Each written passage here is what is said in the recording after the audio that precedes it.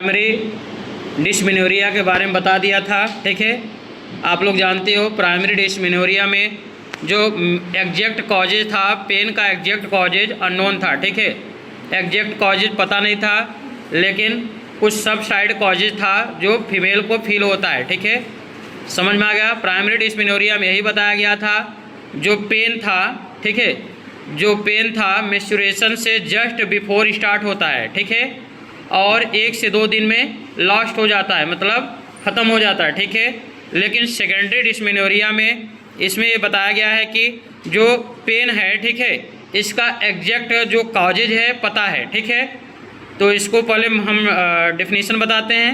When painful menstruation is called by a non pelvic pathology it is called secondary dysmenorrhoea. इसमें यही बताया गया है कि जो पेल्विक पैथोलॉजी, जो हमारे पेल्विक एरिया में जो भी डिसीज है, ठीक है, उसका पता है। ठीक है, उसका जो एग्जैक्ट काज है पता है, जिसके कारण पेनफुल हो रहा है। अगर बात करूँ तो कॉजेज की, ठीक है, बात करूँ कॉजेज की, तो कॉजेज में जैसे पेल्विक एरिया में इन्फेक्शन का होना, ठीक है, यूट्राइन फाइब्रॉइड। अब यूट्राइन फाइब्रॉइड क्या होता है, मैं इसको बता दे रहा हूँ। यूट्राइन फाइब्रॉइड बेटा जो फीमेल होती है, जिनका मेनोपॉज होने लगता है, ठीक है, मेनोपॉज के करीब आने लगते हैं, तो एक जो स्टार्टिंग का गांठें होती है, फाइब्रॉइड का मतलब गांठ होना। ठीक है, ठीक है, समझ में आ गया। एक मांस का मतलब लंप बनने लगता है, समझ में क्या बोलते हैं, कह सकते हो बिनाइन कैंसर। ठीक है, बिनाइन कैंसर आप बोल सकते हो, समझ में आए। और यूट्राइन पॉलिप क्या होता है, यूट्राइन पॉलिप जो होता है बेटा, जो हमारा एंडोमेट्रियम होता है उसमें फिंगर लाइक प्रोजेक्शन होता है। ये जो यूट्राइन पॉलिप होता है, ये जो फिंगर लाइक प्रोजेक्शन होता है, जो हमारा यूट्रस होता है, देखो सबसे इनर पार्ट जो होता है एंडोमेट्रियम होता है, उसमें फिंगर लाइक प्रोजेक्शन होता है, जो कट के मेंस्ट्रुएशन के समय शेडिंग होती है। वही फिंगर लाइक जो प्रोजेक्शन होता है वो बड़ा हो जाता है, नॉर्मल की तुलना में बड़ा हो जाता है। ठीक है, समझ में आ गया। यही एंडोमेट्रियम जो पॉलिप होता है, आगे चल के फाइब्रॉइड भी बन जाते हैं, कैंसर का भी रूप बना लेते हैं। ठीक है, और नेक्स्ट होता है पेल्विक एडहेशन। समझ में आ गया, पेल्विक एडहेशन। और अगर बात करूँ तो आगे चल के कुछ इंट्रायूट्राइन कंट्रासेप्टिव डिवाइसेस के कारण, जैसे कॉपर टी हो गया, ठीक है, समझ में आ गया, इसके कारण भी पेन होता है। तो हमें तो पता चला है ना किसके कारण पेन हो रहा है, जैसे कॉपर टी के कारण हो रहा है।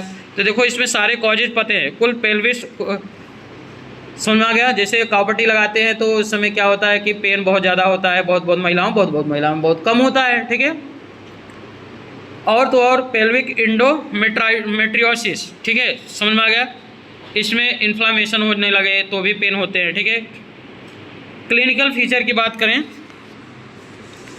तो क्लिनिकल फीचर में है onset and duration of the pain depend primarily on the pelvis pathology causing the pain. ठीक है बेटा, जो मेंस्ट्रुएशन है, मतलब कि उसमें जो पेन है और कब से स्टार्ट पेन हो रहा है और कितना टाइम तक हो रहा है, ये सब पेल्विस के पैथोलॉजी पे डिपेंड है। ठीक है, मतलब कि पेल्विस जो है हमारा, उसमें क्या प्रॉब्लम है उसके पैथोलॉजी पे डिपेंड है। ठीक, समझ में आ गया, इतना तो समझ में आना। नेक्स्ट पॉइंट है the pain is dull in nature, pain थोड़ा सा स्लाइटली रहेगा। ठीक है, इसमें usually beginning 3 to 5 day before menstruation. बेटा मेंस्ट्रुएशन के 3 से 5 दिन पहले यह दिखने को मिलेगा, और यह, ठीक है, और जैसे ही ब्लीडिंग ख़त्म होता है, ठीक है, जैसे ही ब्लीडिंग ख़त्म होता है और ये पेन भी धीरे धीरे ख़त्म हो जाता है। लेकिन कुछ लक्षण आगे जो है, pain localise to the back and front.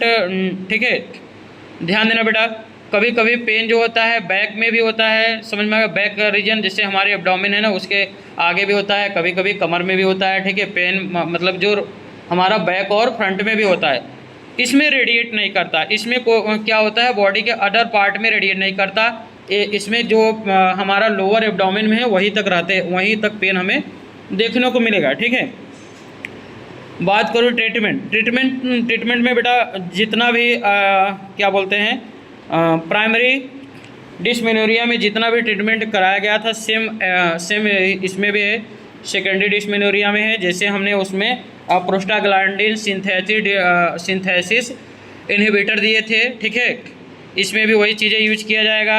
और फिर समझ में आ गया। और इसमें जैसे कि लास्ट में क्या दिया जाता है, सर्जिकल में हिस्टेरेक्टोमी कर देते हैं, ठीक है। सेम काजेज हैं। Treatment of the secondary amenorrhoea involve identify and treating the underlying cases, ठीक है। मतलब कि जिस प्रकार से कॉजेज हमें दिखते हैं उसी के बेस पे हम ट्रीटमेंट करते हैं, ठीक है। और उसी के बेस पे ट्रीटमेंट करके लास्ट ऑप्शन होता है सर्जरी। सर्जरी में क्या कर दोगे, हिस्टेरेक्टोमी कर दोगे, ठीक है। Okay, thank you.